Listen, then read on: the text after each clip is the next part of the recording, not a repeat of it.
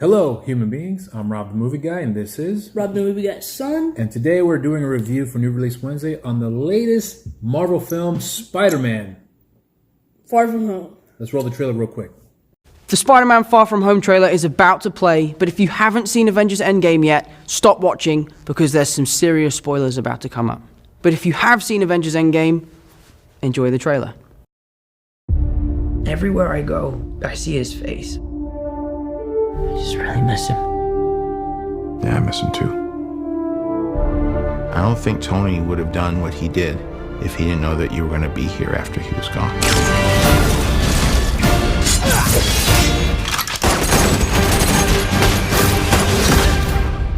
You gonna be the next Iron Man now? Well, no, I don't have time. I'm too busy doing your jobs. What? I'm kidding. Look, keep up the good work because I am going on vacation.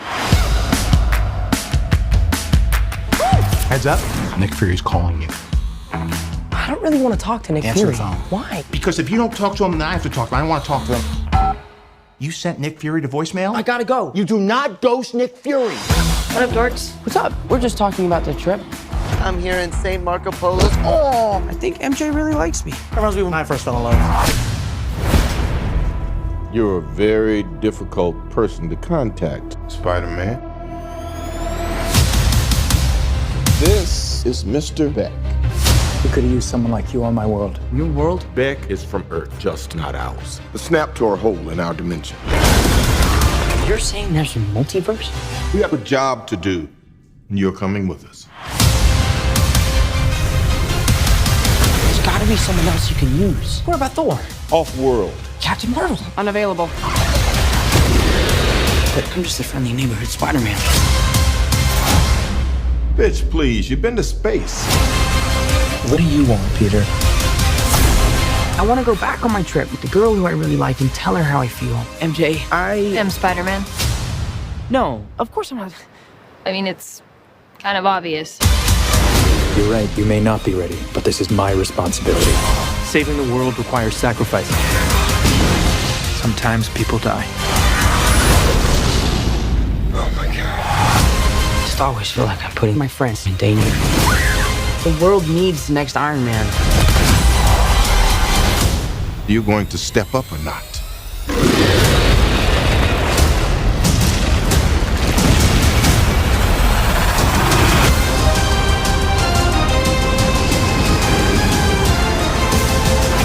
Out of here! Get on the jet! Who are you? I work with Spider-Man. You work for Spider-Man? I work with Spider-Man, not for Spider-Man.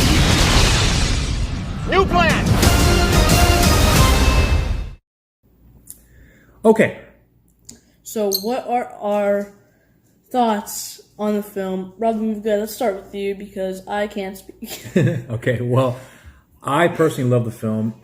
I thought after Avengers Endgame came, we live off that momentum that Endgame pretty much left off at. And the answer is yes. I thought Spider-Man Far From Home did a fantastic job from start to finish, beginning to end. All the juicy stuff in the middle was fantastic. Excuse me. And not only that, but one of the best parts of the film, believe it or not, was actually the villain. And Jake Gyllenhaal, who plays Quentin Beck. Mysterio. And he was phenomenal in the part. I don't know how they're really going to pull off the whole Mysterio aspect of the character in this film because Mysterio was one of those villains that a lot of people wanted to see on film. And if you could pull him off, how could they pull him off in the film?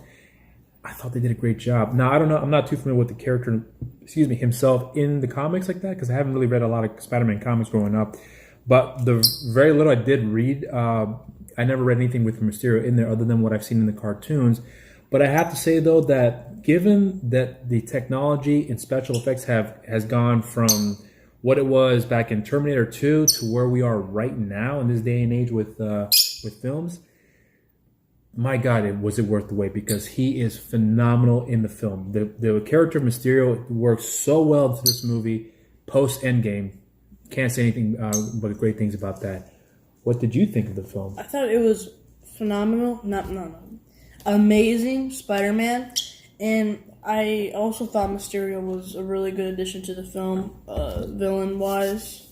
And I also thought... Oh, yeah, there will be spoilers, too, by the way. Yeah, because as you can tell by the title. And also at the end of the film and in the middle of the film, two surprises there. Yes.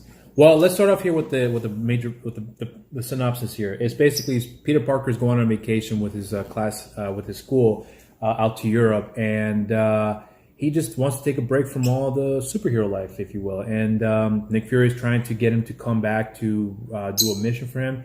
Goes out of his way to go to Europe to meet up with Peter Parker and tells him, "You have to come back and help us with this guy that we come across named Mysterio," or not Mysterio. He calls him Quentin Beck, and we are running into these things called the Elementals, who are wreaking havoc across the world. And Mysterio, or Quentin Beck, is the guy that can help them, bring them down, but they need Peter Parker's help because apparently all the other Avengers are doing out their own thing. And so the only person left here to help out is Spider-Man. So he's reluctant to do so, but has no choice in the matter. Otherwise, his friends are going to get involved into some crazy catastrophe that he has to help prevent happening. So he is forced into this mission here to help out Quentin Beck, who later falls under the name of Mysterio because one of the rescues that occurs is in Italy, and hence the name Mysterio coming along, being tagged as who is this mysterious guy. And anyways, I'm going off on tangent here, but nonetheless, though, that is pretty much the synopsis of the film. Then we get to when we see what you see in the trailer. Mysterio and Peter Parker seem like partners, and they are going to help save the world together. That is basically the synopsis of the film from what you gather in the trailer. And then here comes the twists and turns of the film. Mysterio is basically the bad guy. Right. Surprise, right? Not really. I had a feeling that was going to be the case here too. But regardless of that, though, he was a fantastic villain in this film. Like I said, Jake Gyllenhaal was really, really good in playing a good guy who then comes around to be revealed as being the main bad guy in this whole film. And we come to find out that he actually used to work for Stark Industries and creating the glasses that Peter Parker gets in the trailer that you see, where it's you can look at anything and anyone and you can gather everything you can from them. You can hack into programs, you can scan someone's face and you'll get all their profiles that you can see from Facebook, any social media accounts they have, emails, cell phones, accounts that they have, privacy they have that people wouldn't have access to. You have like their salary, whatever else, Social Security, everything. This machine has everything for them in these glasses. And the name of those the name of those glasses are called Edith. Which you remember what they were called? What it actually stood for? Even dead, I'm still the hero. Even dead, I'm the hero. Oh. Which I thought was pretty cool that Tony Stark left that as the name of those glasses there. So with that, we have Quentin Beck going out to want to get back the things that he had created, because apparently he created Edith. Tony Stark took that and basically said that and took credit for creating this new technology and selling it for billions of dollars, and being the sole creator of this new technology here that Quentin Beck, in fact, was the one that created here. So he was a disgruntled employee and then wanted to get back all things that belonged to him and basically take over the mantle of being the new Iron Man in this film. And then we have this ongoing battle between Peter Parker and Mysterio going back and forth, and it's an incredible, and I'm talking about incredible, amazing fight sequences and this whole like hallucination things that he believes is real, and then it turns out not to be real. But he's going through some really serious beatdowns. It almost reminded me a lot of like Doctor Strange. And I know you saw Doctor Strange with me, but do you remember that whole like dream sequence he kept having, where he was going through like one dimension into another dimension, like, and it was going like this major like time lapse that just kept breaking. Oh, and in Thor Ragnarok, where Loki kept falling through that portal.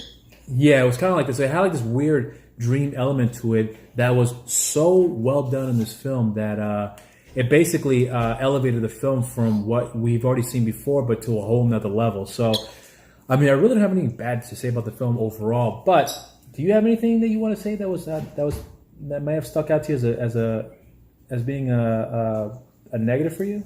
Not really. No. No. Well, what did you think of the new Spider-Man suit? Oh, I thought it was really good. Better than the original Spider-Man. Like I like the color black and red and mixed together. It just seems perfect to me. Did you like this one better than From Homecoming? Yes. And you liked Homecoming too. Yeah. Yeah, it was great. So, and then we have another twist in the film as well too. So Peter Parker eventually does defeat Mysterio, but in the process, Mysterio has it where he has basically manipulated the entire world in thinking that Mysterio is in fact the hero, which he was being portrayed as, because he was actually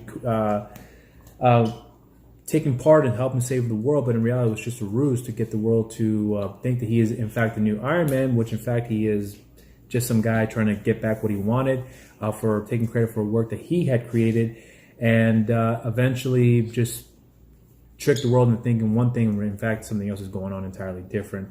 And in the process, after he was getting defeated by Peter Parker, he had come up with an idea to essentially make it look as if though Peter Parker was in fact, or Spider-Man was in fact behind the elementals coming out and making the world think that he was saving the world, but in fact he was actually the bad guy, and in the process killed Mysterio, who was trying to stop him from revealing that Peter Parker was in fact the guy behind the entire attacks here, and then revealed Peter Parker's identity, and that's where Spider-Man's identity. Sorry, and then eventually we get the big surprise cameo of all time in the Marvel universe outside of Nick Fury, which J.K. is Rowling. No, not J.K. Rowling. J.K. Simmons as J. Jonah Jameson. The original actor who played J. Jonah Jameson in the original Spider-Man trilogy is back in this universe. He looks a little different because he doesn't have that little buzz cut on the top, but nonetheless, it is the same actor playing the same character we've all come to grow and love in the Spider-Man films from the previous incarnations, and he's back in this world here. So we're excited about that. Overall, what would you give the film on a scale of 1 through 10? 9.5. 9.4. I give it a good 9 out of 10 as well. 9.8. Thumbs up. All right. So if you have seen the film, let us know what you think. Did you like this one better than Homecoming? Did you like Homecoming better than this one? And is Tom Holland your favorite Spider-Man? Because for me, he is the best Spider-Man we've ever had, ever, by far. So since you're on this channel here, subscribe if you haven't done so. Hit the notification buttons, and also follow New Release Wednesdays on social media at Twitter at DNRW, and on Instagram New Release Wednesdays. You can follow me on Twitter at Rob Medina 0585. You better. And on Instagram, Rob_Medina 0585. And until next time, cheers. Cheers. Cheers.